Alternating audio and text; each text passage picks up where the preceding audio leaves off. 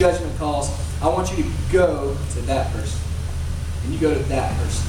That person needs me. That person needs my love. That person needs my forgiveness. That person is having some struggles at home, and that person needs prayed for. That person has no idea who I am. That person has never heard about the cross. That person has no idea the forgiveness of their sins that's available to them. That person has nobody that loves them and cares for them in their life. That person has no place to go to church. And Jesus is just constantly saying, you know what? Why don't you flip this around and just decide that I can, instead of putting the gavel down on people, that I can actually go to people.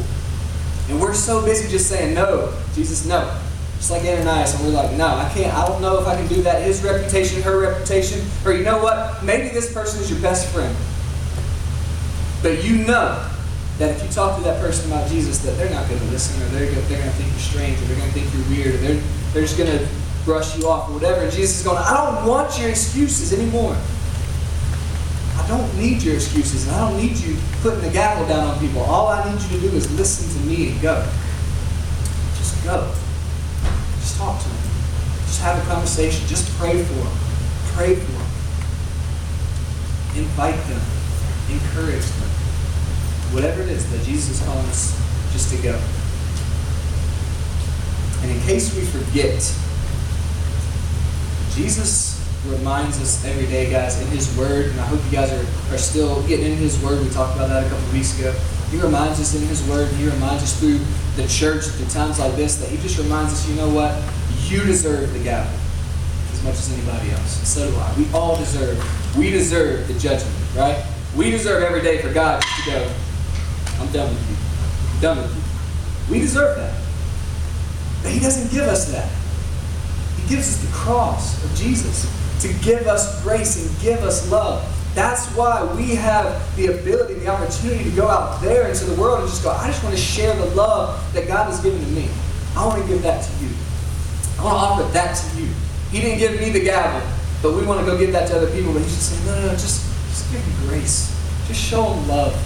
Just encourage them and love them the way that I encouraged and loved you every day. Here's a cool thought that I'm just going to leave you guys with this. Some of you sitting in here right now this morning, you have started coming to church maybe in the last year or 2 years, or even just really recently, because somebody at some point made a decision that they were going to invite you to come. Right? They decided that I'm not going to judge that person anymore. I'm not going to make a judgment call about whether or not they're going to say yes if I invite them, about whether or not I think they deserve to be invited, about whether they're worth my time. I'm just going to go and I'm just going to invite them. Right? Some of you are in here because that has happened in your life. You guys, that's an amazing thing. And probably all of us at some point, if we look far enough back in our history, maybe you've been going to church since you were born, that at some point your parents or their parents, somebody invited them to be part of this thing, of what Jesus is doing in this world. Somebody decided, I'm not going to judge that person, I'm going to love that person and go to that person and pray for that person and invite that person and encourage that person. Somebody made that choice. And that's why you're in here right now. You're in here because somebody loved you, or because somebody loved your parents or your grandparents enough to not judge them, but to love them, and to encourage them and to invite them. And guys, I want us to all have that mindset this morning. I just want us to kind of go with that mindset today. Okay, so this is what we're going to do. Right now, on your seat, they just came around and passed you a little card that says Judgment Call on it. Can I see that? You should have that. I want you to take your, did y'all still have your pencils? Your pens? No? Did y'all turn those in? Okay. Where's that basket of pencils? Some things. Yeah, Colt's going to grab that. Flip them around. I'll tell you what, we'll set them up here and you can come and grab like a handful and pass them out to people. This is what I want you to do. I'm going to give y'all like 2 minutes just to take this time. I want you to pray. All right? I just want to stay quiet in here. Colt, bring them up here. Just want to stay quiet in here, and I'm just going to give y'all a couple minutes just to pray. Okay? And then I want you to take on the back of that card, and I want you to just write down a name. A name of somebody. Now look, this person might be a good friend of yours. I'm not saying this is the person that you hate. This might be a best friend of yours that you know that they don't know Jesus and they're not connected to Christ or the church. Alright, this might be somebody that you just know and you're not really friends with them, or you just feel like maybe you could go talk to them. But I want you to write down the name of a person that you're going to pray for this week. Somebody you're going to pray for, okay? And then, at some point this week, I want you to actually go talk to them and invite them to church next Sunday. And here's the thing. You might ask me, Kurt, what if they say no if I invite them to church? You know what you do if they say no? You say, okay, well, I'm going to invite you next week. And what if they say no that week? You say, okay, I'm going to invite you next week. What if they say no that time? You say, okay, I'm going to invite you next week. What if they say no again? Okay, I'm going to invite you next week.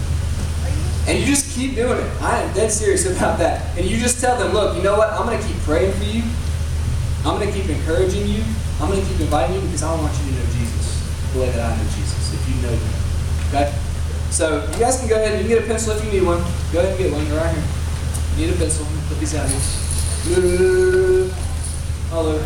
You need a pencil, grab one. And y'all just take a minute and write down the name on that card.